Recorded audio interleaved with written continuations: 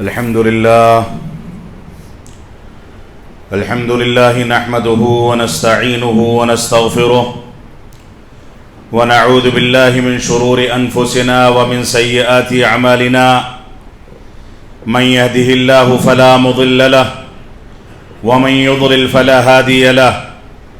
وأشهد أن لا إله إلا الله وحده لا شريك له وأشهد أن محمدا عبده ورسوله أما بعد فإن خير الحديث كتاب الله وخير الهدي هدي محمد صلى الله عليه وسلم وشر الأمور محدثاتها وكل محدثة بدعة وكل بدعة ضلالة وكل ضلالة في النار فأعوذ بالله السميع العليم من الشيطان الرجيم بسم الله الرحمن الرحيم يرفع الله الذين آمنوا منكم والذین اوتوا العلم درجات۔ محترم سامعین کرام، بزرگان دین، نوجوانان ملت اسلامیہ اور خواتین اسلام، اب سے 1450 سال پہلے اللہ رب العالمین نے رسول اکرم صلی اللہ علیہ وسلم کو نبوت سے سرفراز فرما کر کے غار حرا کے بے آب و گیاہ مقام پر سب سے پہلی وحی کے ذریعے سے نوازا تھا، جس میں اللہ رب العالمین نے رسول اکرم صلی اللہ علیہ وسلم کو حکم دیا تھا کہ اقرأ بسم ربک الذی خلق۔ اے اللہ کے نبی صلی اللہ علیہ وسلم، آپ پڑھیے اس رب کے نام سے جس نے آپ کو پیدا فرمایا ہے۔ آپ اس رب کے نام سے پڑھیے جس نے آپ کو ساری کی ساری چیزیں سکھائیں۔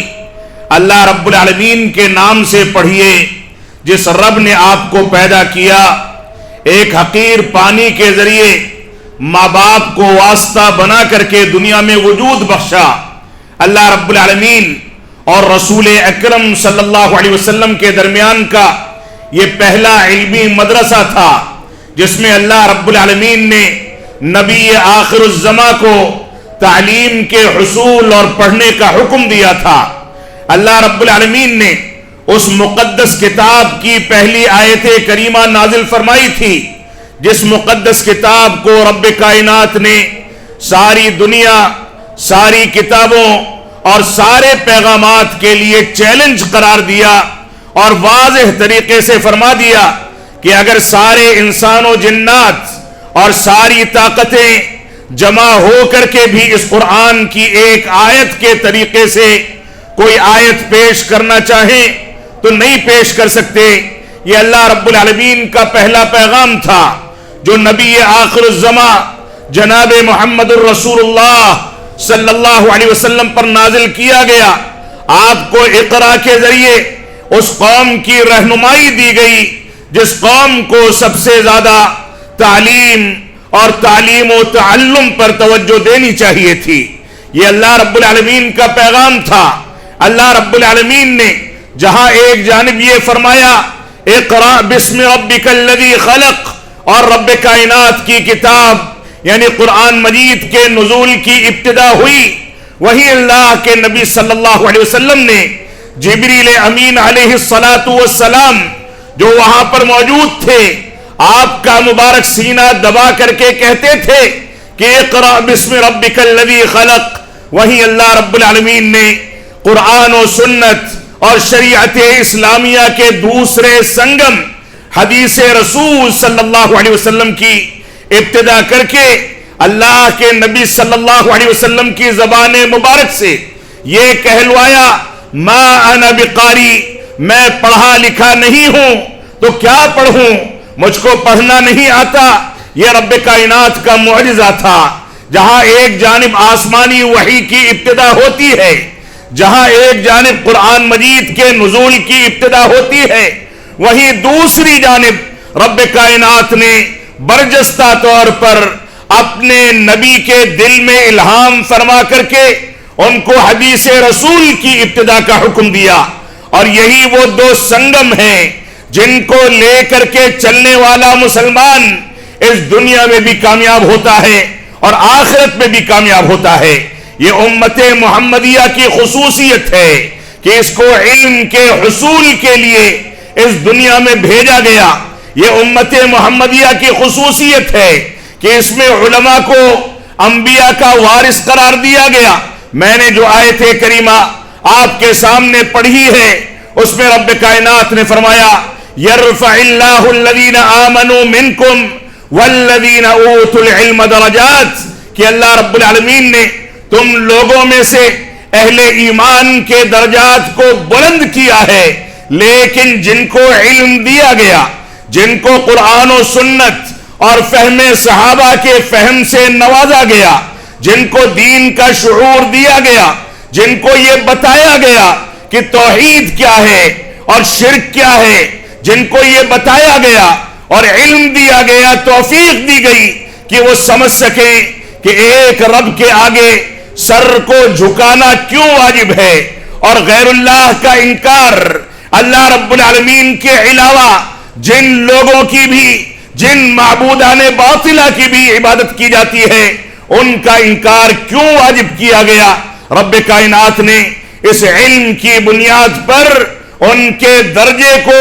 عام مسلمانوں سے، عام مومنوں سے زیادہ بلند رکھا، کیونکہ یہی وہ لوگ ہیں جو قرآن و سنت اور فہم صحابہ کی بنیاد پر لوگوں کو یہ بتاتے ہیں کہ توحید کیا ہے، اتباع رسول کیا ہے، عظمت صحابہ کیا ہے، جو قرآن و سنت کی بنیاد پر لوگوں کو یہ سکھاتے ہیں کہ معاملات کیسے کیے جائیں، تجارت کو کیسے انجام دیا جائے، لوگوں سے گفتگو کیسے کی جائے، چلنے پھرنے کے آداب کیا ہیں، سونے جاگنے کے آداب کیا ہیں، بیٹھنے اٹھنے کے آداب کیا ہیں، یہاں تک بتاتے ہیں کہ استنجا اور قضاء حاجت کے لیے آداب سنت کیا ہیں، کہ کس طریقے سے انسان بیت الخلاء میں داخل ہو، کس طریقے سے باہر نکلے، وہاں آب دست لے تو اس کے آداب کیا ہیں، بیٹھنے کا طریقہ کیا ہے، یہ ساری کی ساری تفاصیل اللہ کے نبی صلی اللہ علیہ وسلم سے منتقل کرنے والے انبیاء کے وارث ہیں۔ اللہ رب العالمین، اللہ کے نبی صلی اللہ علیہ وسلم فرمایا کہ العلماء ورثۃ الانبیاء، یہ علماء انبیاء کے وارث ہیں، اور یہ انبیاء مال و دولت کو نہیں چھوڑتے بلکہ یہ علم کو چھوڑتے ہیں، یہ اس تفصیل کو چھوڑتے ہیں کہ انسان اپنے انسان ہونے کی حقیقت کو سمجھ سکے، انسان شرافت کی زندگی گزارنے کے مسائل کو اور اس کے حقائق کو سمجھ سکے، انسان اپنے جیسے انسانوں کے آگے سر کو نہ جھکائے، سجدہ نہ کرے، رکوع نہ کرے، اپنے جیسے انسانوں کے مر جانے کے بعد ان کی قبروں کے اوپر جا کر کے نہ بیٹھے، وہاں تلاوت کلام پاک کا اہتمام نہ کرے، ان کی قبروں پر چادریں نہ چڑھائے، اس پر پھول نہ برسائے، بلکہ اپنے جیسے انسانوں کو رب کائنات کا بندہ سمجھ کر کے ویسے ہی تعامل کرے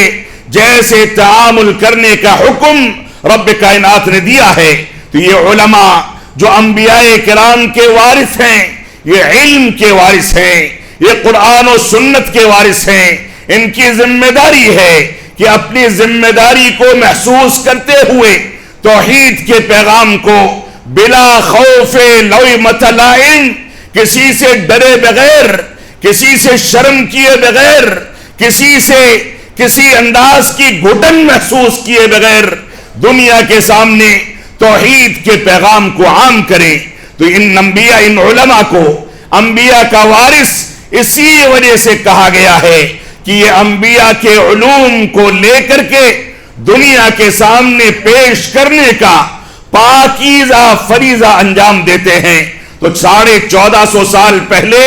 جب پہلی وحی کا نزول ہوا مکہ المکرمہ میں، جب رسول اکرم صلی اللہ علیہ وسلم ہر جگہ پریشان گھوما کرتے تھے، معبود حقیقی کی تلاش میں تھے، غار حرا میں کئی روز تک سکونت پذیری اختیار کیا کرتے تھے،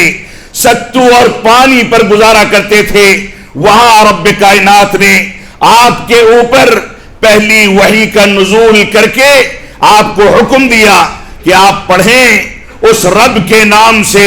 جس نے آپ کو بھی پیدا کیا ہے اور پوری انسانیت کو،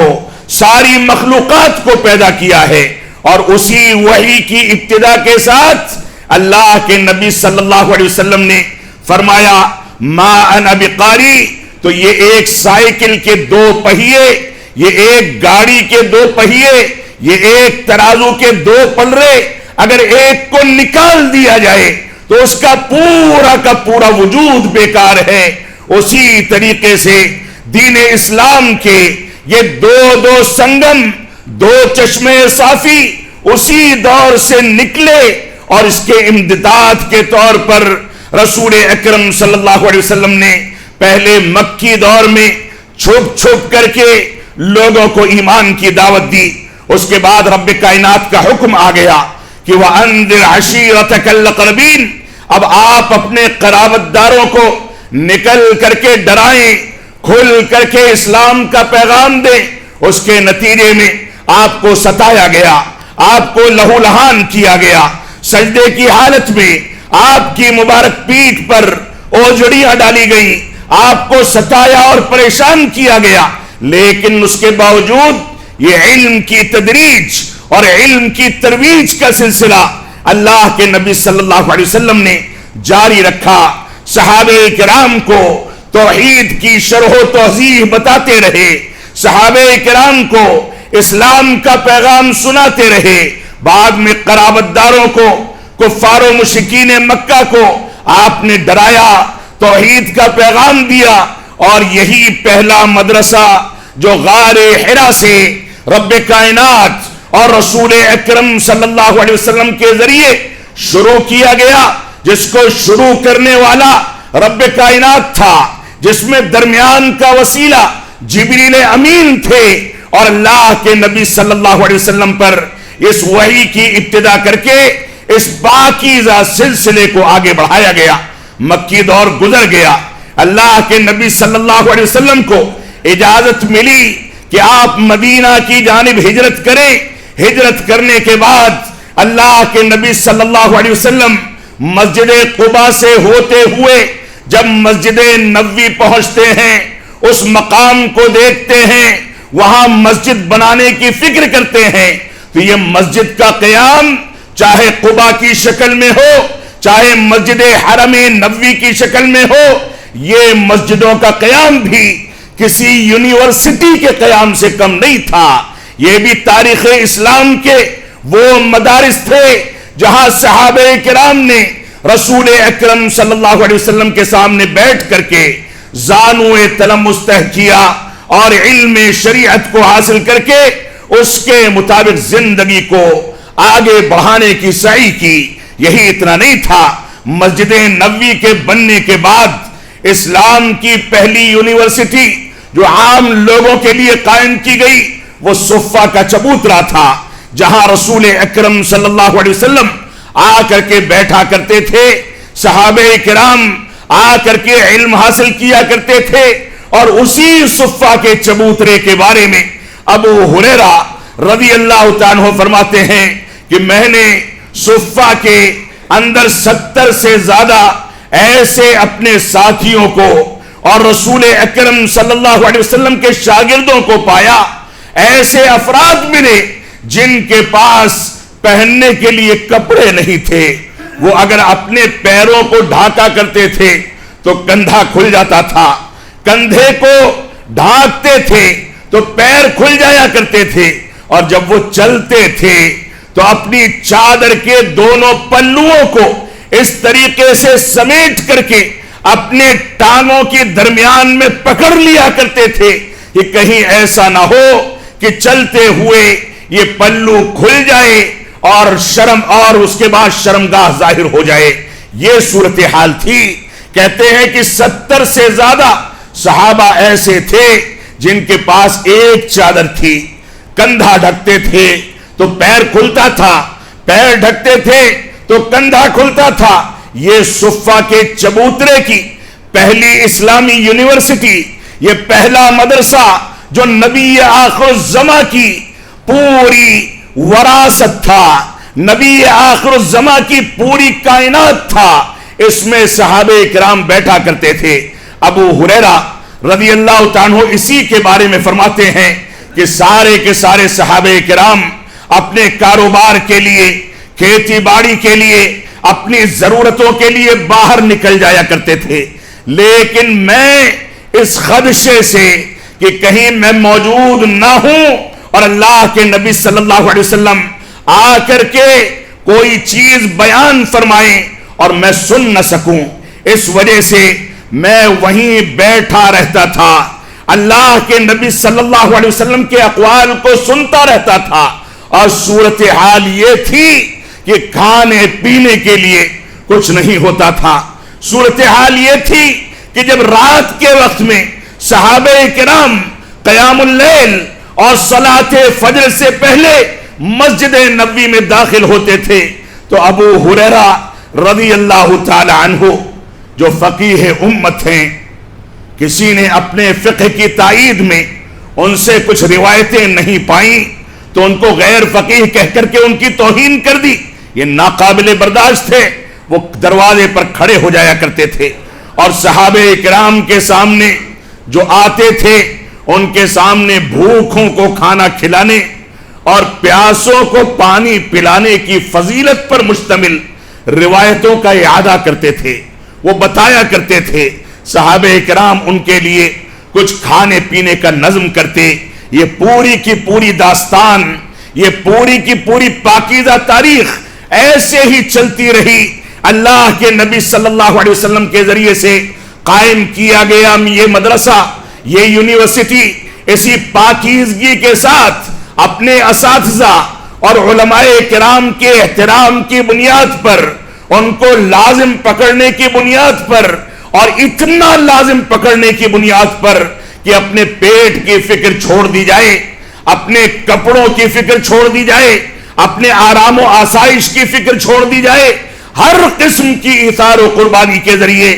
یہ مشن آگے بڑھا اور بڑھتا چلا گیا۔ آج کے دور میں علماء اور ہمارے طلباء کی یہ ذمہ داری ہے کہ وہ اس مشن کی تاریخ کو سامنے رکھیں، وہ اپنی آرام کے بجائے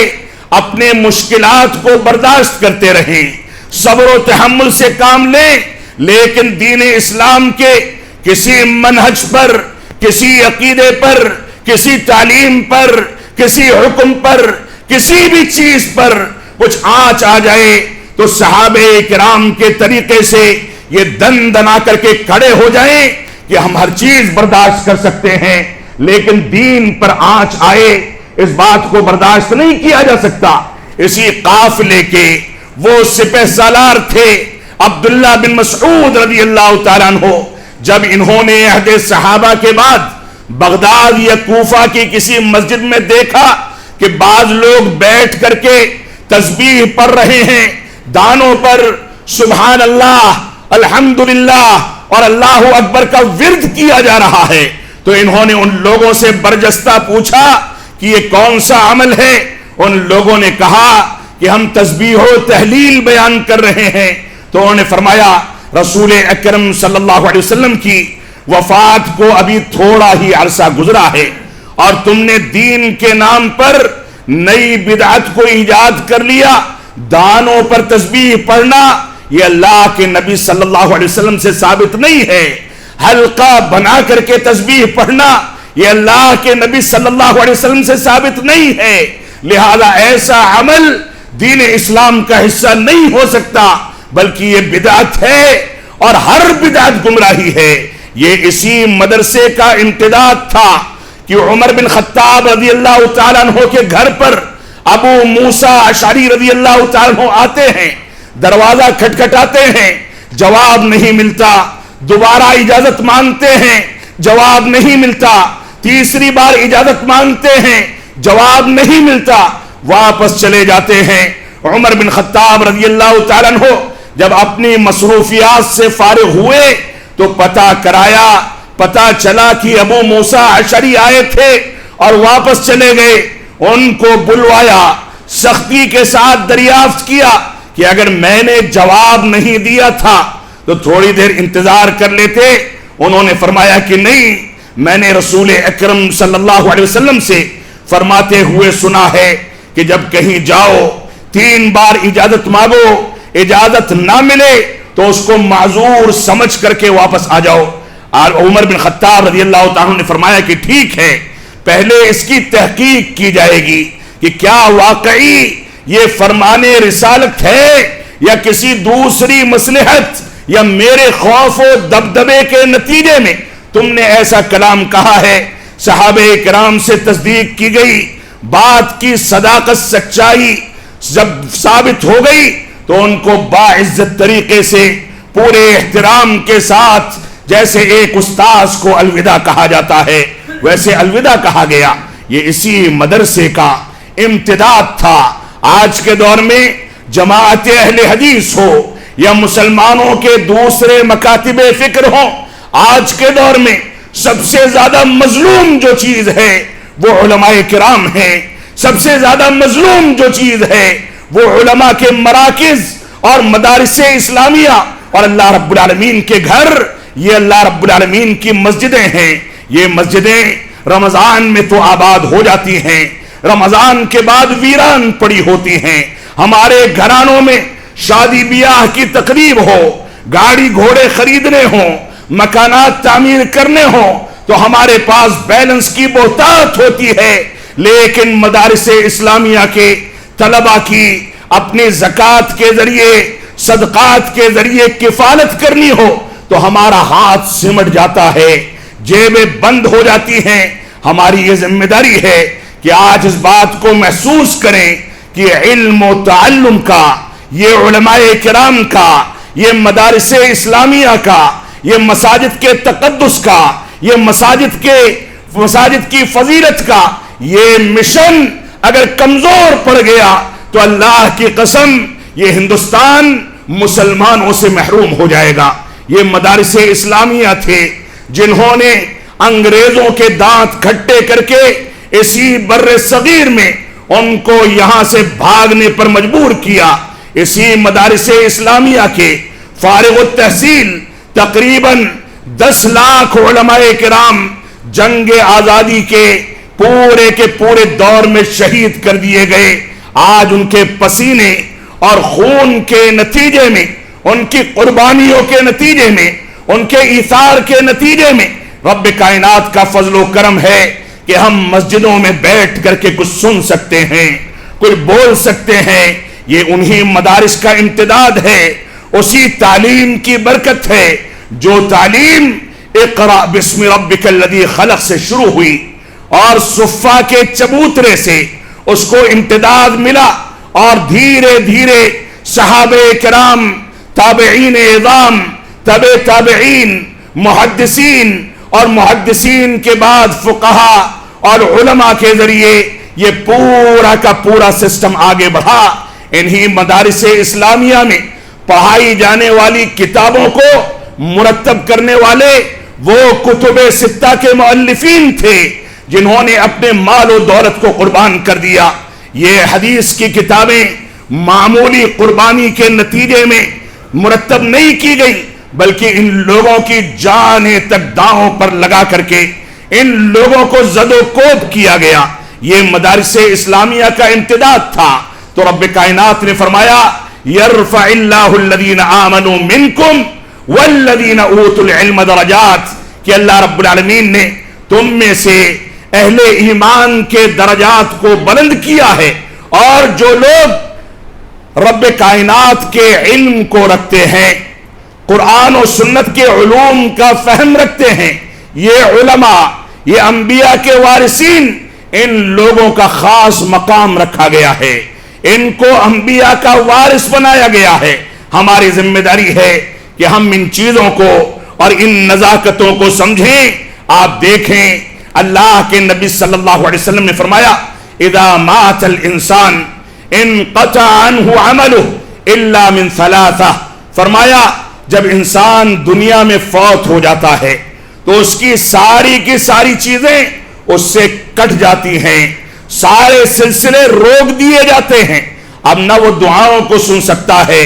نہ حاجتوں کو پورا کر سکتا ہے، نہ قبروں میں بیٹھ کر کے دیگوں کو چڑھانے کا محتاج ہے،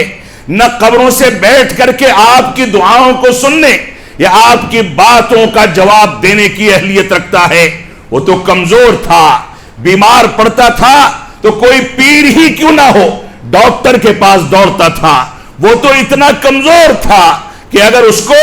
کسی انداز کی تکلیف ہوتی تھی تو اپنے بچوں اور بیویوں کا محتاج ہو جاتا تھا۔ وہ تو اتنا کمزور تھا کہ اگر پیر میں تکلیف ہے تو چل نہیں سکتا تھا، اگر سر میں درد ہے تو بولنے میں تکلیف ہوتی تھی۔ وہ تو اتنا کمزور تھا کہ اس کو دیکھنے میں، سننے میں، بولنے میں، چلنے میں، سوچنے میں، سونگنے میں، ہر چیز میں کم نقص واقع ہو جائے وہ اس کی بھی ضمانت نہیں دے سکتا تھا۔ تو اللہ رب العالمین نے اللہ کے نبی صلی اللہ علیہ وسلم نے فرمایا کہ جب یہ انسان مر جاتا ہے، چاہے عالم دین ہو،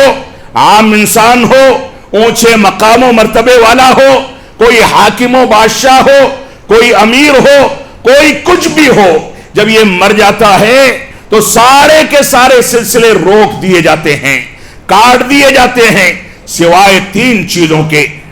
یہ 3 چیزیں کیا ہیں؟ یہ علماء کرام کا فیض ہے کہ علماء کرام کے بتائے ہوئے طریقوں کے ذریعے انسان موت کے بعد بھی فائدہ اٹھا سکتا ہے۔ فرمایا او علم ينتفع به، ایسا علم جس سے موت کے بعد بھی فائدہ اٹھایا جائے۔ اس سے فائدہ اٹھانے والے جب تک فائدہ اٹھائیں گے مرنے والے کو اس کا فیض پہنچتا رہے گا۔ یہ اتنا بابرکت علم ہے، اتنی بابرکت چیز ہے۔ ہماری یہ ذمہ داری ہے کہ ہم اپنے بچوں کو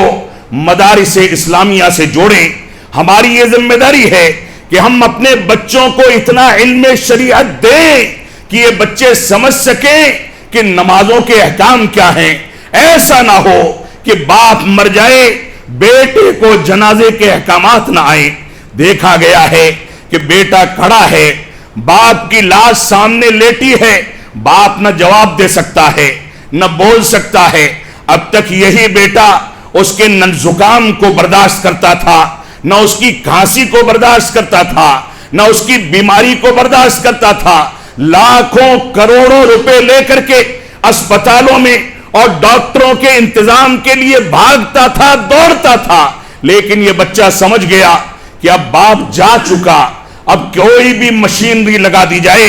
کوئی بھی حکمت عملی اختیار کر لی جائے، لاکھوں کروڑوں روپے صرف کر دیے جائیں، اس کا بال بھی بغیر ہوا کے نہیں ہل سکتا، یہ دیکھ نہیں سکتا، سن نہیں سکتا۔ دیکھا یہ گیا ہے کہ بچے کو علم شریعت نہ دینے کے نتیجے میں بچہ جب اپنے باپ کی جنازہ کی نماز پڑھتا ہے تو ٹک ٹکی باندھ کر کے بغل والے کو دیکھتا ہے کہ وہ نماز کیسے پڑھ رہا ہے، اس نے کہاں رفع الیدین کیا، کیسے ہاتھ باندھا، کس طریقے سے سلام پھیرا، کیونکہ باپ نے اس کو سکھایا نہیں کہ جنازے کے احکام کیا ہیں، باپ نے اس کو یہ تعلیم نہیں دی کہ مسجدوں کے احکام کیا ہیں، باپ نے اس کو یہ نہیں سکھایا کہ قرآن مجید کی تلاوت کیسے کی جائے۔ اللہ کے واسطے اگر دین کو زندہ رکھنا چاہتے ہیں، اگر دنیا اور آخرت میں کامیابی چاہتے ہیں، اگر اپنے بچوں کو انبیاء کا وارث بنانا چاہتے ہیں تو ان کو علوم شریعت سے جوڑیں۔ یہ فتنوں کا دور ہے، ان فتنوں کے دور میں ہماری جیب میں موبائل فون کی شکل میں جو فتنے داخل کر دیے گئے، ہمارے بچے اصل ٹریک سے بھٹک رہے ہیں۔ یہ فتنوں کا دور ہے، اس فتنوں کے دور میں ایسے لوگ موجود ہیں جو اپنی جیبوں کو بھرنے کے لیے یہاں تک فتویٰ دیتے ہیں کہ مدارس اسلامیہ کو زکوٰۃ نہ دی جائے۔ مدارس اسلامیہ میں وہ بچے جو غریب و نادار بچے ہیں، جو غریب فیملیوں سے آ کر کے تعلیم حاصل کرتے ہیں، وہ آپ کی زکوٰۃ اور صدقات کے محتاج ہیں، ان کا تعاون پیش کیا جائے۔ یہ مدارس اسلامیہ اسی طریقے سے تعاون کا ہاتھ روک کر کے یا اس کو کھینچ کر کے ان مدارس کو کمزور نہ کیا جائے۔ یہ مدارس اسی صفے کے چبوترے کے امتداد ہیں جہاں پر اللہ رب العالمین نے قال اللہ اور قال الرسول کی صداؤں کو بلند کرنے کا انتظام کیا تھا. اور مجھ کو نہیں پتا ہے کہ ان مساجد یا مدارس اسلامیہ کے علاوہ کون سے ایسے مقامات ہیں جہاں یہ بتایا جاتا ہو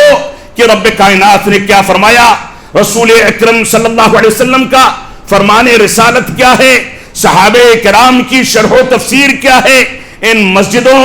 اور مدرسوں کے علاوہ کوئی اس کی صراحت نہیں کرتا. ایک موبائل اور کیمرہ لے کر کے بیٹھ جانا، دعوت و تبلیغ کا دعویٰ کرنا اور ساری کی ساری حرکتیں کرنا اور اس میں منہج سلف سے ہٹ کر کے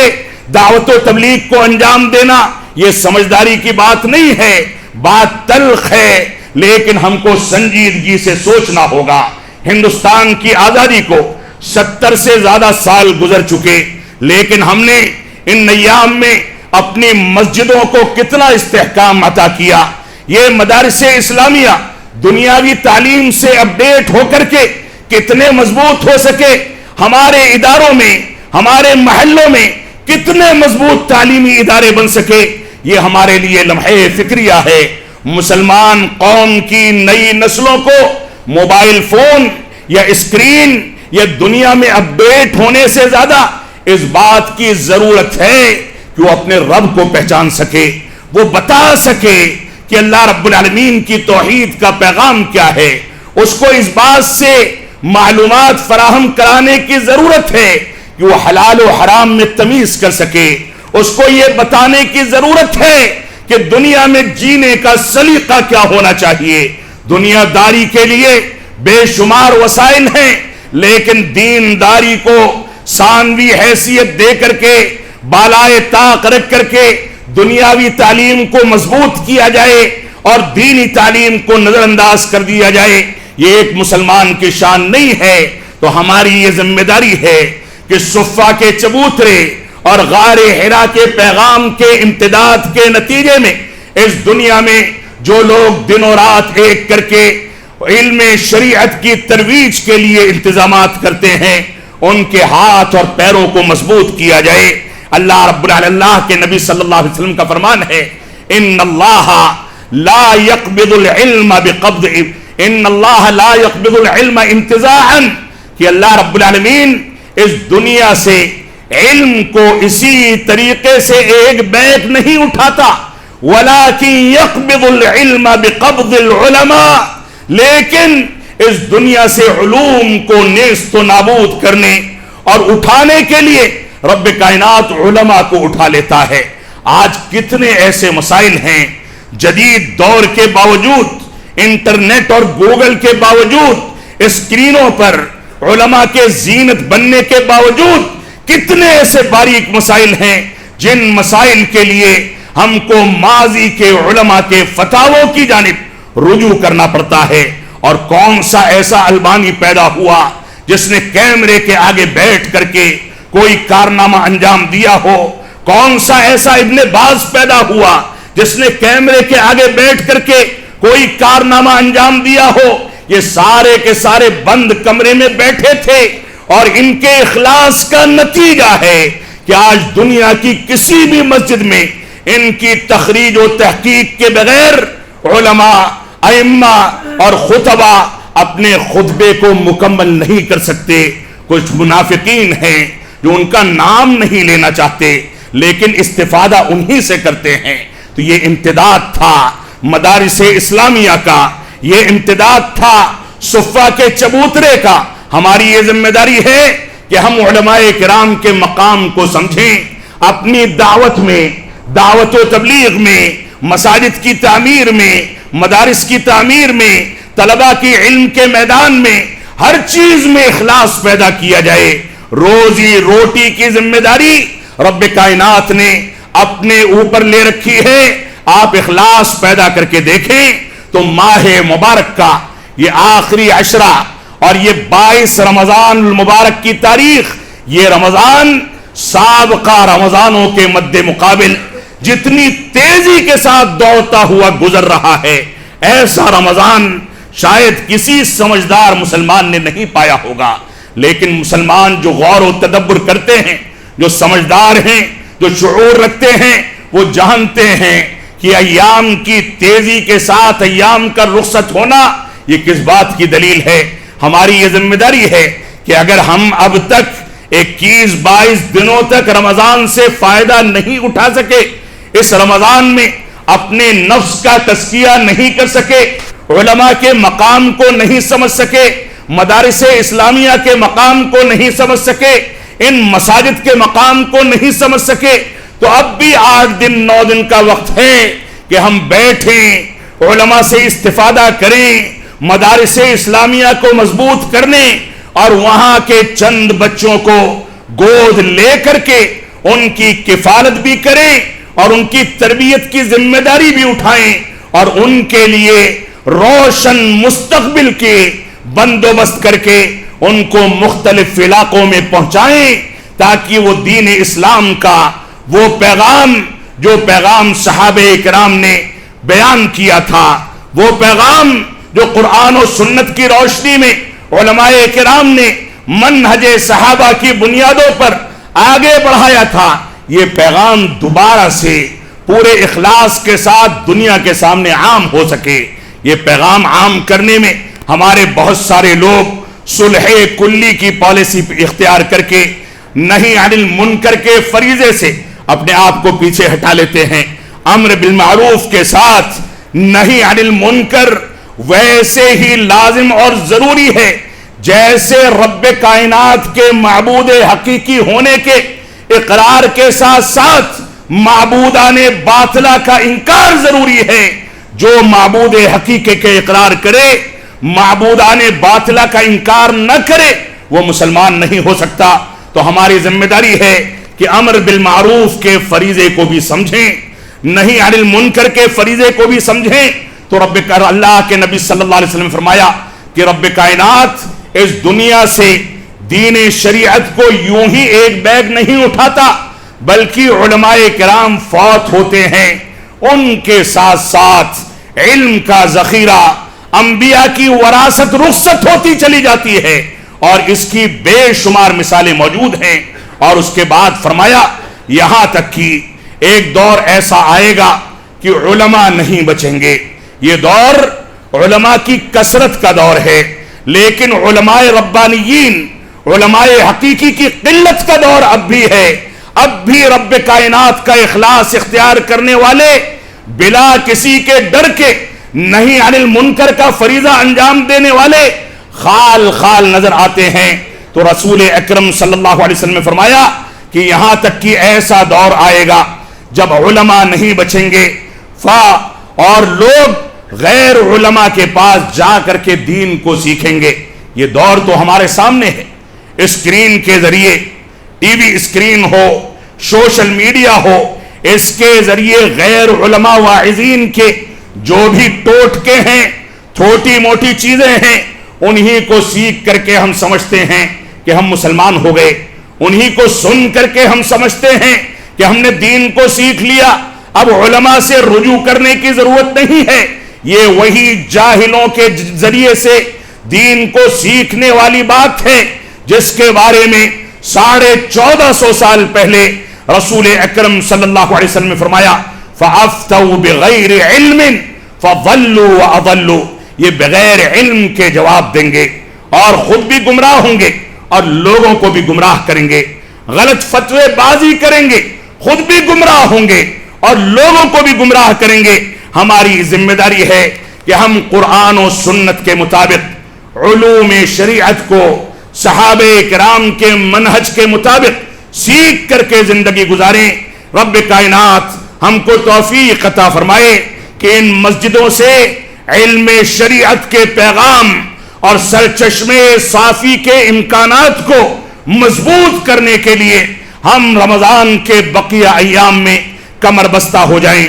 عزم کریں کہ بقیہ 11 مہینوں میں بھی یہ علم کا سنگم یہاں سے پھوٹے گا۔ ہماری ذمہ داری ہے کہ ہم ان ایام میں یہ عزم کریں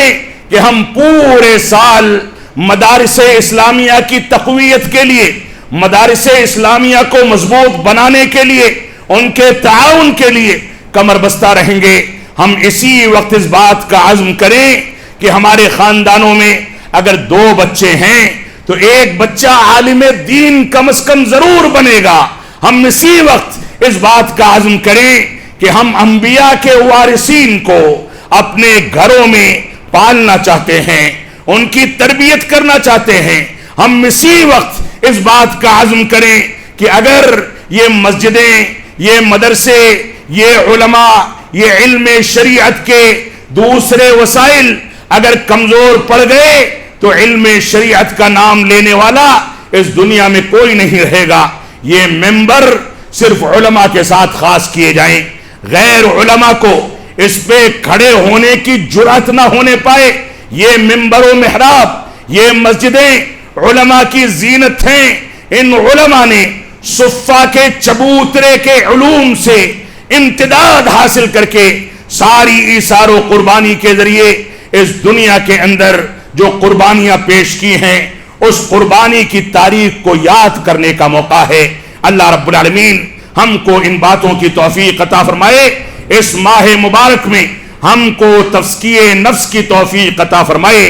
اس ماہ مبارک میں ہم کو اپنی ذمہ داریوں کو پورے اخلاص کے ساتھ نبھانے اور پورے اخلاص کے ساتھ ادا کرنے کی توفیق عطا فرمائے. رب کائنات ہم کو توفیق عطا فرمائے کہ ہم قرآن و سنت کو